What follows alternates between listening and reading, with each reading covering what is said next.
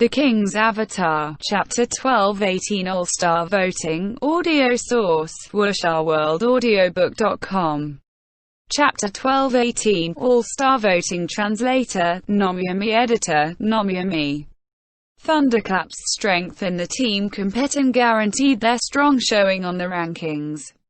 Right now, they were tied with Blue Rain with 90 points. Because the two had tied in their match against each other, their ranking was determined by alphabet, with Blue Rain, Lanyu, in second place and Thunderclap, Lighting, in third. Samsara led the pack with 113 points, a score so high that people had already lost the desire to try and catch up. After 13 rounds of competition, they entered the month of December. The yearly voting for All-Stars began with the new season and ended in December. The earliest votes cast were based on the players' performances last season. The strong players in last season's playoffs would gain favor. Then, after entering the rhythm of the new season, one or two stunning plays could invite a lot of votes. Tang Rou was a perfect example of this. A rookie who had just entered the alliance, after an exciting 1v2 in the second round, was swiftly pushed into the ranks of the All-Stars. Of course, her beautiful appearance contributed to this as well. However, after the 1v3 incident and her clear revocation of her word, Tang Rou's popularity instantly died down. Even many of the team's fans couldn't look at her anymore. How much support would she have left from everyone else? Instantly, Tang Rou's name went from daily rising in the All-Star voting to complete erasure. And right now, the highest-ranked player was still Zhou Zekai. Last season, the team had won in the playoffs. This season they maintained a powerful lead, and Zhou Zekai's performance was indispensable. He led the rankings with no competition. And compared to last year, the biggest change on the leaderboard was the return of a few names, the most significant of which were the ones who had gone to excellent era last season. These three all had their dedicated fans and were immediately pushed onto the leaderboard. Aside from the unwavering support of their loyal fans, there was the effect of their performances this season. Xiao Shichen was the most eye-catching of these three. Everyone knew Xiao Shichen's major contributions to Thunderclap's shocking accomplishments this season. Although Xiao Shichen wasn't like Zhou Zekai or Sun Xiang, who were core players based on their technical skill, Thunderclap's outstanding performance allowed Xiao Shichen's tactical skill to shine and draw attention, attracting scores of fans. Right now, on the All-Star voting leaderboard, Xiao Shichen was in third place, much better than his rankings in previous seasons. Su Mucheng and Sun Xiang were both ranked around 10th. With their fanbase support and their performance, they hadn't seen any big ups or downs. But if you wanted to name someone who was only rising more and more rapidly, you'd have to say another returning name. No, strictly speaking, the name wasn't returning. What was returning was the person. Ye Zhu. Never mind his accumulated popularity from previous years. Just looking at his ongoing 12 consecutive individual win record, this kind of player would gain enough attention to be pushed onto the rankings. As he achieved wins round after round, the ballots cast for Ye Zhu only increased. Happy's recent strong performance gave him a boost as well. Right now, Ye Zhu was at number 6 and was still in the process of beautifully rushing upward. One could see how influential he was just from the recent in-game interest in Unspecialized. It got to the point where the Glory developers added a strong reminder in-game, notifying the players who didn't choose a class at level 20 just how difficult their existence thereafter would be.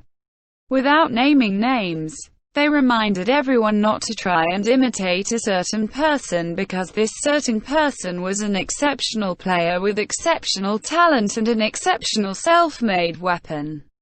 Despite this, the enthusiasm of the players couldn't be stopped. Quite a few players started playing with the equipment editor to try and make a myriad manifestations umbrella, which suddenly caused the prices of level 5 equipment materials to rise. With some people returning to the leaderboard, others would of course be pushed down. There was one such person in Happy. Fang Rui changed classes, which his former Thief supporters couldn't accept. The players of his new class, Chi Master, even though they saw that Fang Rui held the All-Star Chi Master Boundless Sea, his Chi Master performance. To be honest, up through now there was still nothing very convincing about it. As for his recent crawling and rolling Chi Master style, a number of Chi Master players felt that it was disgusting, and it didn't inspire any imitations. Also kicked off the leaderboard was 100 Blossoms Zhou Yuan. He had been pushed onto the All-Star leaderboard through nostalgia for 2 years in a row.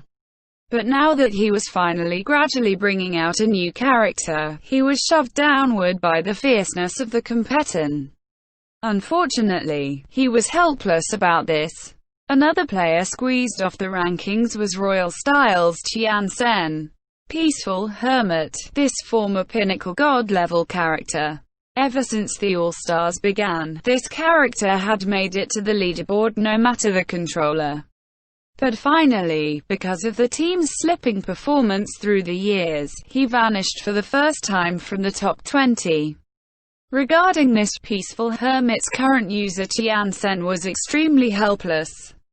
Year after year of hard work, but the team still saw no improvement and hovered at the middle. Now that there were more and more challengers, they were finally kicked off the altar. Qian Sen and Peaceful Hermit's fall conjured many sighs. There was another old general pushed off the leaderboard, Tyranny's Lin Jingyan. This old, long-time all-star finally had his position stolen away. Tyranny's near miss of the championship last season had originally garnered much sympathy, and at the start of this season, the ballots for Tyranny's players surged upward. But, after that wave passed, their performance in this new season was factored in. Tyranny was rotating their roster for these matches, and the old veterans, no longer having regular appearances, began to slow in the rankings. The position of Tyranny's captain Han Wenking was still relatively stable, while Lin Jingyan had dropped off the rankings. There was Zhang Jialei too, currently at a precarious 23rd place, at high risk of being replaced over the course of December. Just off of the votes, the rankings for many players were very close. A single explosive performance could bring enough ballots to surpass him. But overall, the changes to the rankings couldn't be called large. Xiao Shichen, Su Mucheng, Sun Xiang, and Yi Zhu's returns weren't any surprise. Compared to last year's Lu Hanwen and Gao Yingji entering the rankings as rookies, this season, there was no such entirely new blood breaking into the rankings. WuxaWorldAudio.com.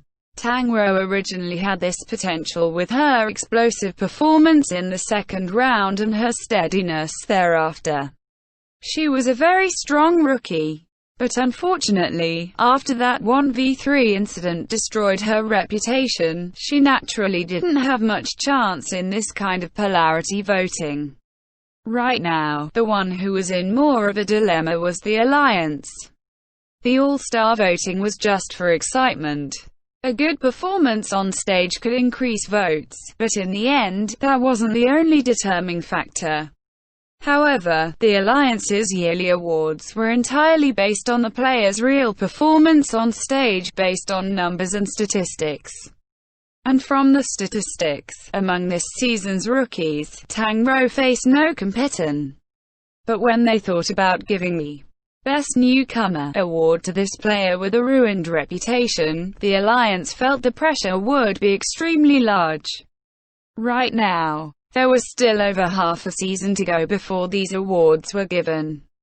But there were already people worrying about this issue, which was a sign of just how outstanding Tang Rou was right now among the rookies. December was the last month for voting the All-Stars, and looking at the current ballot counts, no final judgment could be made based off the rankings as they entered December, because more and more players would save all of their tickets until December, waiting until the voting was just about to close so that they could see the entirety of the players' performances before casting their votes. Would December see any player powerfully slaughtering their way onto the leaderboard? This was something to watch when the league reached December. Before, there was also something else to watch in December, the winter transfer window. At that time, the Alliance didn't have as many teams, so when they began in September, the season would be halfway over the time it was December. That was the original reason for why they set the winter transfers in December. But now, the season often wasn't even half over by January. After discussing this for several seasons, in Season 10, the Alliance finally decided to move the winter transfer window to January. In comparison, the Glory new server opening now had almost no effect on the pro teams. The only ones who were busy were the guild workers of the various large clubs, who before December would have to prepare their strength to enter the new server to compete for resources and advertise for the club. Happy now already had its own official guild department. After half a year of development, the personnel organization was already finalized. And to a new guild like Happy, the opening of this new server was beyond important. In the old servers or in the heavenly domain, Happy was constantly playing catch-up, but in a new server, everyone was starting at zero, so they had a greater chance at achieving an advantage. After Wu Chen organized the work for the new server, he solemnly gave Chen Guo the list of people who would be expanding in the new server. Boss Chen was generous, knowing how crucial the work in a new server was, gave the new server employees additional bonuses with a flourish of her pen. As of now, the guild department was relatively well developed, and Happy's R&D department had expanded slightly. Finding technical researchers was difficult, but didn't all of the big teams have to deal with this? The R&D would sometimes experience changes of personnel, and sometimes people would leave their jobs.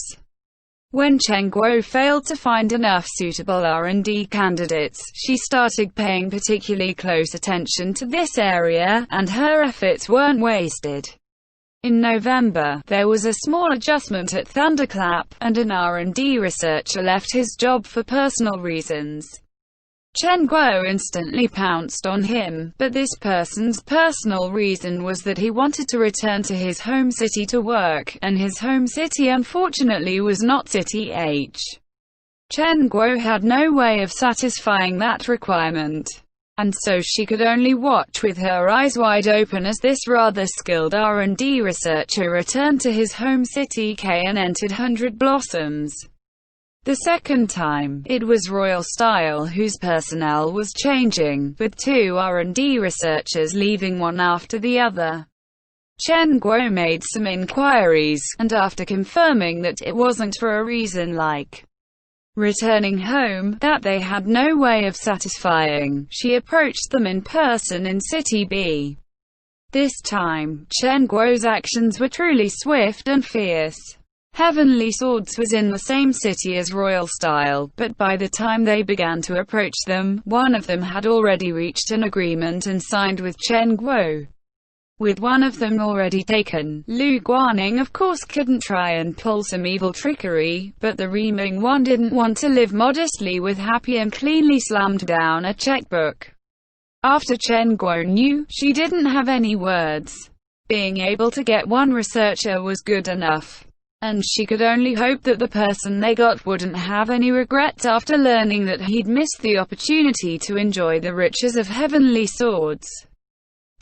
Although from the looks of it, this new R&D researcher, who had now been at Happy for 10 days, Wang Sen, seemed quite at ease. End chapter. The King's Avatar. Chapter 12-19 Lord Grimm's Counter. Audio source, WuxaWorldAudiobook.com. Chapter 12:19 Lord Grimm's Counter-Translator, Nomiyami Editor, Nomiyami. December 6. Glory Professional Alliance Season 10 Round 14. Team Happy greeting the visiting challengers Team Void.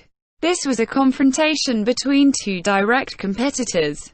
In Round 12, it was because of this reason that the Happy vs Misty Rain match had been chosen to be broadcast. However, this time, the broadcast chose Wind Howl vs Thunderclap. Reportedly, when the internal esports broadcast team had their meeting, the commentator Pan Lin expressed his opposition towards broadcasting Happy's match. Pan Lin's partner, Lee Yibo, also had the same opinion. This reasoning was very pompous, but even though Pan Lin hadn't explicitly stated the true reason, everyone knew what it was. Wasn't it because they were afraid of being slapped in the faces again after misreading the situation in another Happy match? But then again, Team Thunderclap's tactics were top tier too. Just take that round where the complex and changing tactics forced Yu Wenzu to make such a statement. Could these two partners see through that? In the post-match interviews, those experienced Glory reporters hadn't noticed it. They hadn't noticed it until Yu Wenzu's grudging comment. Only then did they ask Seo Shichin for verification. The level of the commentators need to improve. Constantly getting slapped in the face was embarrassing for the broadcast team too, but there was no one better to choose. After all, to be a commentator and guest duo, just having knowledge wasn't enough, the two need to be compatible. Commentating required speaking eloquently at an appropriate pace. Zhou Zekai and Huang Shaoshan were extremely skilled players with far more knowledge of the game than Pan Lin and Li Yibo, but could those two become a commentator duo? Could they? Compatibility was the most important. Right now, Pan Lin and Li Yibo formed their best commentator duo. As a result, the Happy vs Void match was not chosen to be broadcast.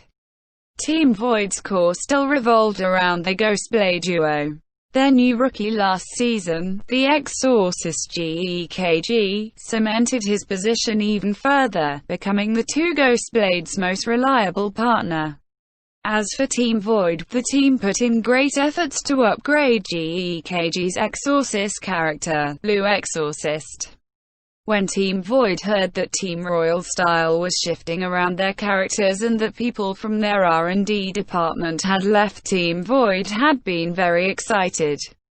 Team Royal Style may have only been a mid-tier team, but their R&D department was at the forefront of all things related to exorcists.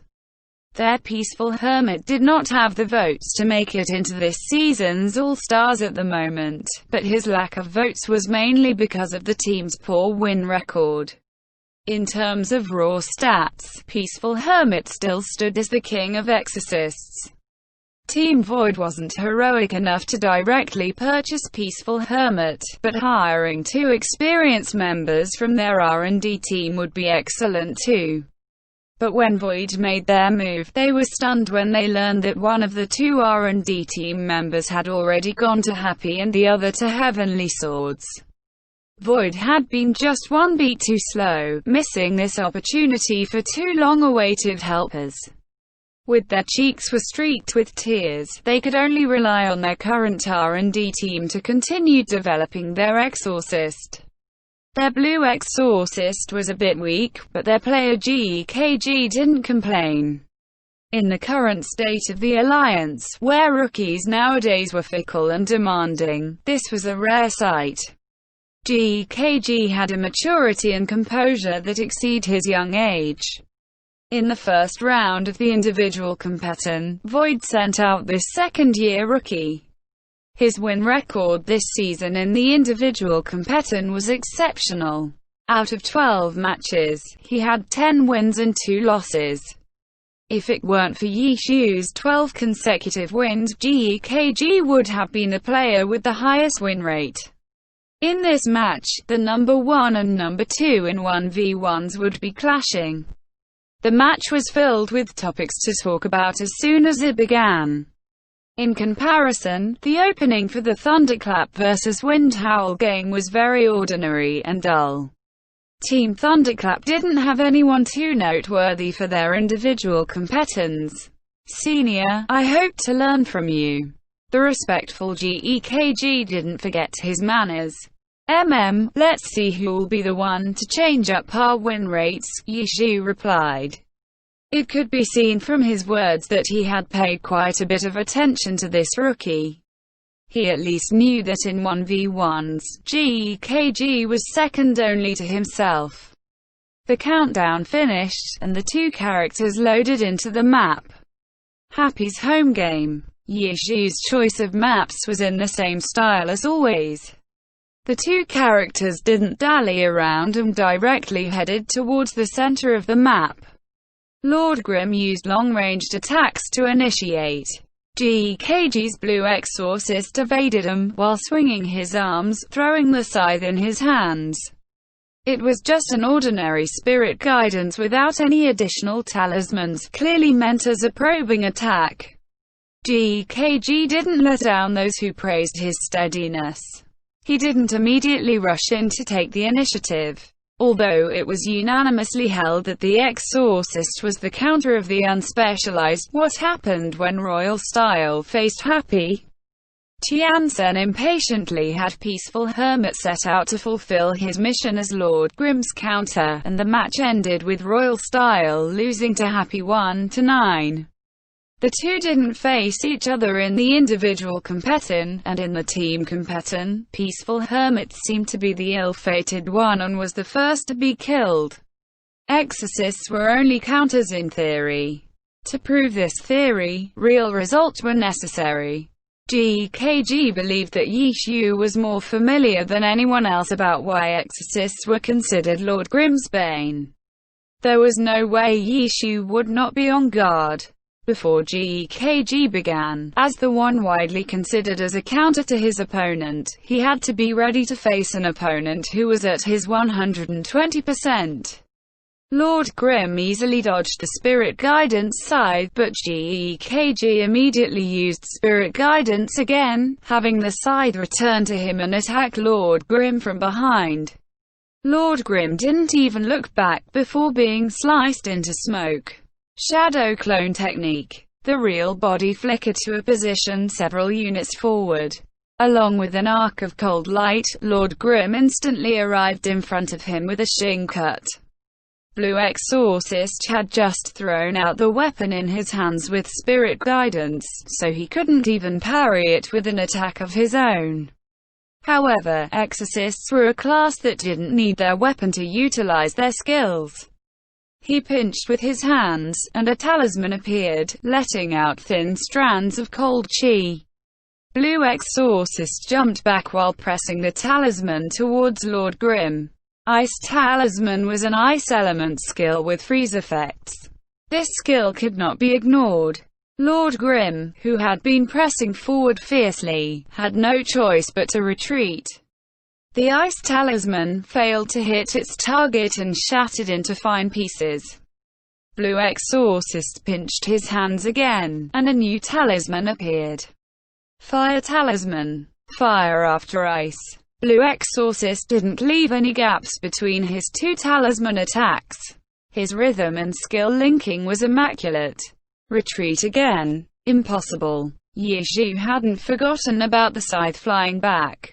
Dodging to left seemed to be the most logical course of action, but if he did that, Blue Exorcist would simply conjure another talisman and throw it there, forcing him into a position with nowhere to run. As a result, Yishu chose to continue pressing forward. Colliding stab. Lord Grim used a berserker skill to quickly cover some distance. The fire talisman wasn't like the ice talisman. Forcefully taking the hit was bearable. GEKG clearly wasn't prepared for Yishu's choice of action. Lord Grim stabbed Blue Exorcist and continued forward, pushing them away from the returning scythe.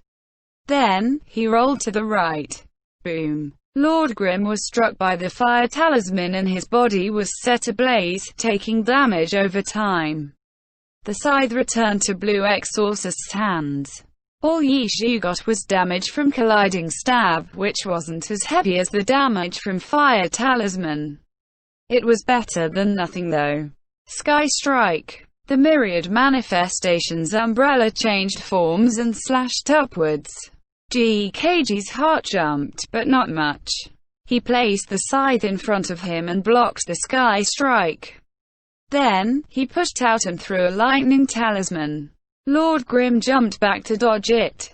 Blue Exorcist swiped with his scythe, and a blue light rose from the ground. WhooshOurWorldAudio.com. A rising emblem threw Lord Grim into the air. Boom. Lord Grim quickly adjusted himself while in the air and fired an anti-tank missile at Blue Exorcist. Blue Exorcist was just about to follow up, but was forced to back away. Lord Grim relied on the recoil from it to shoot back and threw a grenade at the same time. After several quick exchanges, neither side had lost much health or won any big advantages. Compared to normal, being able to fight evenly with Yishu's Lord Grim was very rare. But now, many people had higher expectations of GEKG. Exorcists were considered to be counters to Lord Grim because of their new level 75 skill. However, GEKG had yet to use it. Was he waiting for a more opportune moment? Everyone understood the logic, but they weren't as patient as GEKG. They wanted Blue Exorcist to hurry up and use it. How could finding an opportunity be so easy though? A careless usage wouldn't get the desired effects. It would just be wasting the skill, and GEKG would no longer have the threat of it anymore.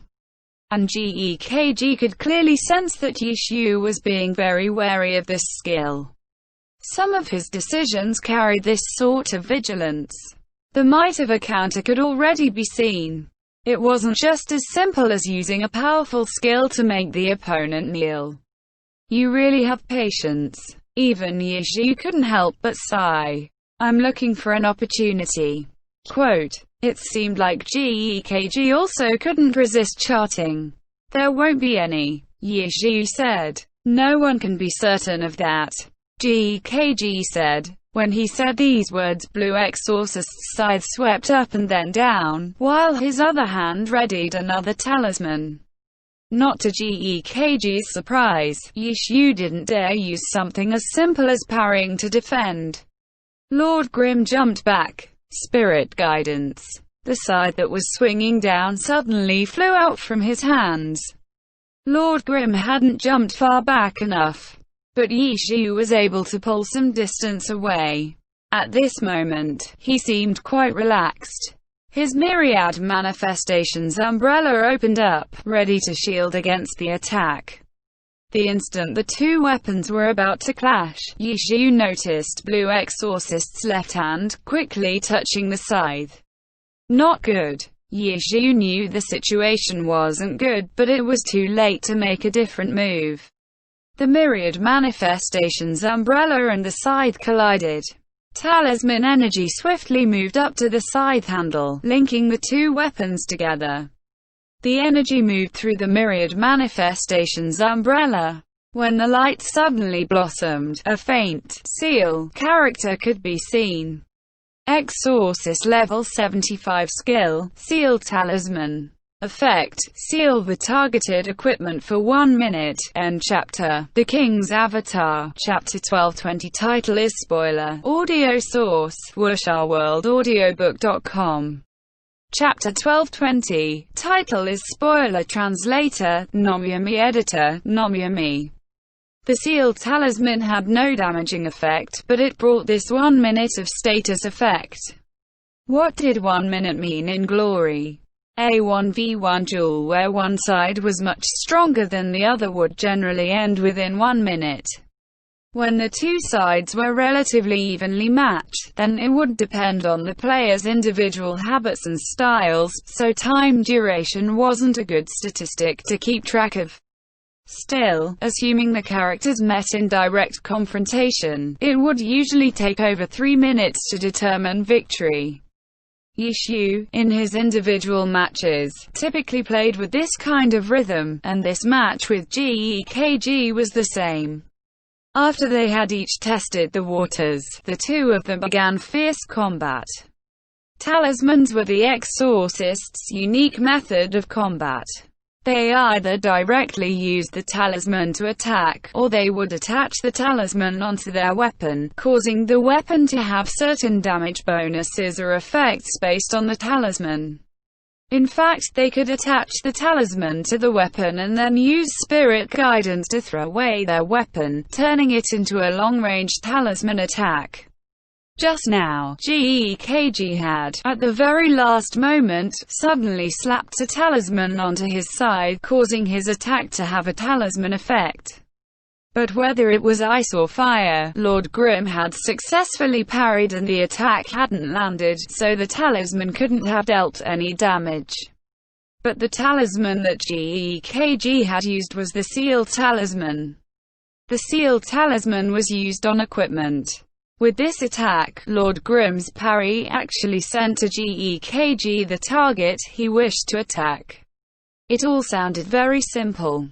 However, when the spirit-guided scythe shot out toward the opponent's parry, he had to activate the talisman in the instant just before they made contact. The difficulty of such control was extraordinary. Yishu was hit. The Myriad Manifestations umbrella was sealed and was now unusable. It was unusable, which meant that the equipment stats would be temporarily deducted from the character, as though the character hadn't equipped this equipment at all. And for the equipment that had special additional effects, these effects would also all be eliminated. For now, sealing the weapon or sealing the shoes were viewed as the most worthwhile ways of using this skill. Most of a character's attack power came from the weapon, and most of a character's movement speed came from the shoes. These two equipments, from ordinary players to the professional circle, were always prioritized because they each decided a character's advantage in one particular attribute. Sealing the weapon was like pulling out the opponent's fangs. Sealing the shoes was like breaking the opponent's legs. And now, the Myriad Manifestations umbrella was sealed. For Lord Grimm, it wasn't just a matter of pulling out his fangs. The shape-shifting ability of the umbrella, after being hit by the seal talisman, was also eliminated. The Exorcist was said to be the counter to Lord Grimm exactly because of this reason. The Myriad Manifestations umbrella's greatest characteristic could be eliminated by the Exorcist. The Myriad Manifestations umbrella was the true source of the headache that the professional circle felt toward Yishu and Lord Grimm. And now, in front of GEKG, this problem was eliminated. During this 1 minute, Lord Grimm held in his hand an unchanging weapon that had no bonus attributes at all. Beautifully done. Even Yishu couldn't help but express his admiration of GEKG's exciting action. "Thank you," GEKG answered, but his playing wasn't polite at all. He had to use this 1 minute properly. The seal talisman had a cooldown of 7 minutes. There was no way it could be used a second time in an individual battle. This was also why GEKG had been so cautious in the beginning. He couldn't afford to waste this skill. The scythe was swiftly swung down again, and his other hand was already preparing another talisman at the same time. This was the technique that any high-level Exorcist player should have. Putting the talisman on the weapon first and then attacking was what an ordinary player would do. Pro players need to begin their attack first, and only when they felt their attack was a sure hit would they suddenly attach a talisman. This way, they could conserve their talismans and also allow variation in their attacks. The scythe flashed down, but there was already another flash before his eyes. Sword draw. GEKG had seen very clearly, when he had applied the seal, the Myriad Manifestations umbrella was in sword form, and now it could only use sword-type skills. However, without weapon attributes and just relying on the skill itself, whether the damage or the speed or the priority or so on, they would all decrease drastically. A skill like this could be completely ignored. Shatter. Blue Exorcist didn't even dodge this sword draw. Whether it hit another attack or it hit to himself, it would break into shattered fragments of sword light. It wasn't even worth defending against without weapon attributes, it was too small and weak. GKG was sure of this. But when the light of the sword hit his body, significantly faster than his own attack, GKG realized that something was wrong. A sealed weapon essentially had an attack speed of 0. Even the famously quick sword draw shouldn't have this kind of speed now. GKG had no time to think of anything. Blue Exorcist's body was already inadvertently thrust backward. This was the momentum from the sword draw. But by GKG's calculations, in this situation, there was no way for the sword draw to have this kind of power. Did he? There was only one possibility. GKG watched, eyes wide, as Lord Grim waved his hand and that Myriad Manifestations umbrella smoothly shifted into spear form and a dragon tooth chased toward him. How could this be? GKG was utterly stunned. Unable to dodge this dragon tooth, he was hit. You don't need to be that surprised, do you? Yishi said. A sky strike leapt out, sending Blue Exorcist into the air. But as expected of the most stable and calm player of the new generation, even when he was shocked, he quickly steadied his heart. The mid-air Blue Exorcist swiftly used a talisman and swung his scythe of spirit guidance. Lightning Talisman. When the scythe hit the ground carrying this talisman, lightning instantly fled around the scythe. Lord Grim had no way of continuing to attack Blue Exorcist from this position, he could only dodge first. Blue Exorcist hit the ground, the spirit-guided scythe had already returned to his hand. He turned and stared at Lord Grim over there, and more accurately, the Myriad Manifestations umbrella that was in Lord Grim's hand. Myriad Manifestations umbrella, spear form. This isn't the one from before. GKG saw through what had happened. Yup. You guys throw around the word counter so much. If I didn't make any preparation, wouldn't that just be too dumb? Yishu chuckled. 2 Myriad Manifestations umbrellas. GKG was a bit speechless. It wasn't that he hadn't thought of such a possibility before, but wasn't happy relatively poor. This silver weapon, even though the R&D departments of the various teams hadn't figured out how it was made, they all understood that this was definitely a high-cost item. A silver weapon like this with Happy's conditions and grassroots background, there was no way they could make a backup copy, was there? If they only made one to counter the Exorcist's sealed talisman, that was rather wasteful. But on the other hand, even if the sealed talisman hadn't managed to stop him, wouldn't this at least greatly increase the burden on Happy? To make an extra copy of such a high-cost weapon, who knew how many fewer silver equipments the other characters now had? In that regard, this at least had some use in suppressing Happy. Just as GKG was thinking all of this, he heard Yishu speak. Yup, 2 Myriad Manifestations umbrellas, 1 level 70, 1 level 5.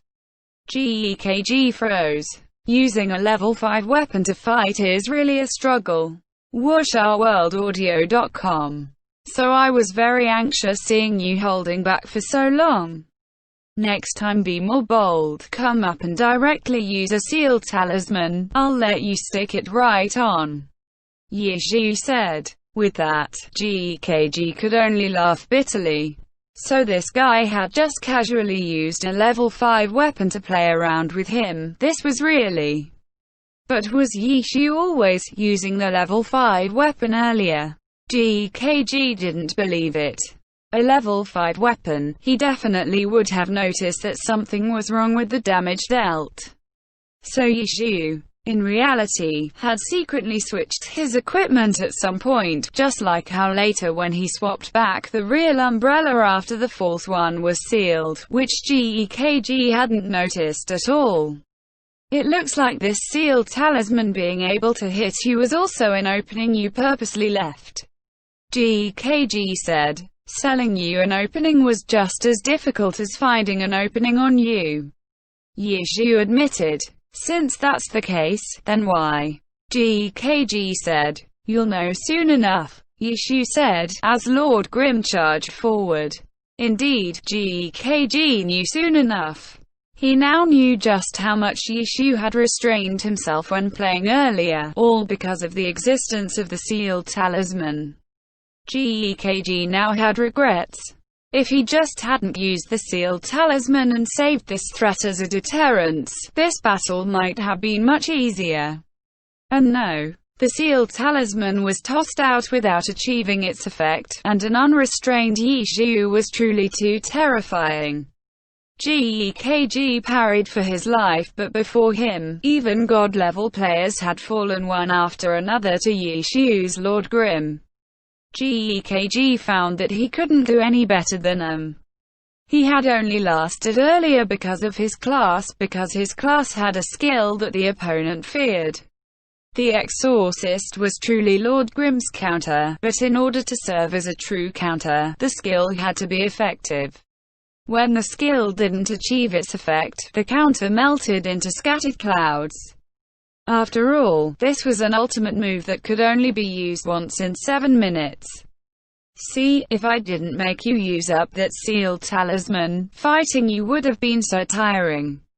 Quote, as Yishu spoke, Lord Grimm had already sent the final attack. I understand. GEKG answered. Blue Exorcist, under an attack that couldn't be resisted, fell. First battle of the individual round, happy one. Yishu had now 13 consecutive individual battles. Was he using this sort of method to announce his powerful return? Some people discussed this possibility. But that was too cheap, wasn't it? What sort of top-core player would play in the individual competition instead of the group arena? Some people thought this way.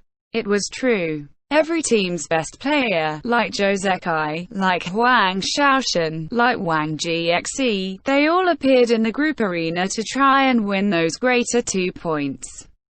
They might occasionally appear in the individual competition, but none of them would treat the individual competition as their main battleground like Yishu did. And so, just like this, he continued his win streak. This is the strong bullying the weak. Some people sighed, indignant. The feelings were complex. Was this evading or was this exploitation? If it was the strong bullying the weak, what did that make those powerful veterans whom Yishu had defeated? End chapter.